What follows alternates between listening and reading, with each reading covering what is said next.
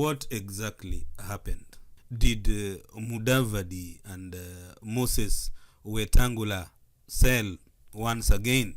We remember Mudavadi sold out in 2002 when we were removing Moi from power. Mudavadi refused to, quit, while in 2007, you remember one of the people who were negotiating for the, nusu mukate was Moses Wetangula. By then, Wetangula was on the side of Mwai Kibaki. This time round, the swearing in was to go on as had been scheduled. All preparations made at Tononoka grounds, tickets were booked, and speeches had already been prepared. Then suddenly, Kalonzo Musyoka, the watermelon, called Raila Odinga from Germany, where he is nursing his ailing wife, asking Raila to put the swearing in on hold. Kalonzo was going to miss the swearing in anyway, because he wasn't coming from, Germany to Kenya to come and attend the swearing in ceremony. There was no such plan. In fact, the NASA fraternity wanted to fly to Germany in order to enable Kalonzo to be sworn in. Then, as the Kalonzo thing was playing out, Musalia Mudavadi and Moses Wetangula began to talk to, Kalonzo. Then they started talking the Kalonzo language, advising Raila to shelve the swearing in until further notice. Raila was shocked. Before midday, the so-called the diplomatic community, aka the international community, arrived at Capitol Hill to meet the NASA leadership, led by one fake bishop, Oginde. Since Musalia and Wetangula were already riding on the bus of shelving the swearing in, Raila, delegated the duo to meet the ambassadors who are already seated in Raila's office. Governor Kivutha Kibwana was also around to represent Kalonzo. Now, it was like the diplomats had been in touch with Kalonzo, Musalia Mudavadi, and Wetangula all along scheming things from behind. You could even ask how much money the NASA traitors had been given. I mean, this is not to suggest that they were given money, but this is what is, circulating on social media. Now, the diplomats then refused to engage the NASA team, demanding that Raila had to be in attendance. Raila first refused, kept them waiting for a very long time. Musalia and Wetangula had to work extremely hard to bring Raila on board, because Raila was like, what the heck are you talking about? Raila finally agreed to meet the ambassadors, talked very less, and more of the time he said nothing.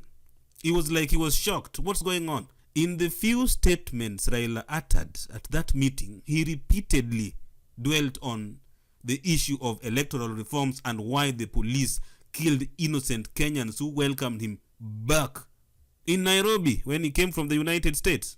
Now, the word Raila told the diplomats, that is, the last word Raila told the diplomats was that swearing in was on, come shine, come rain. Then what happened yesterday?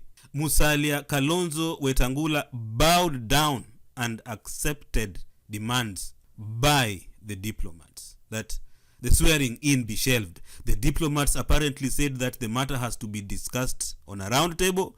Uhuru even gave the ambassadors a message to pass to NASA's leadership, saying that Jubilee was open for dialogue. Dialogue, my foot. That is despite the fact that Uhuru had arrogantly said that there would be no dialogue. In fact, NASA was not even interested in this dialogue. So we don't really know where this thing came from. According to Mudavadi, Wetangula deal, it is the ambassadors who were to organize the dialogue with the help of one Bishop Oginde. Things were moving really, really fast. Then, both Musalia Mudavadi and Wetangula embarked on trying to convince Raila about the need to shelve the event.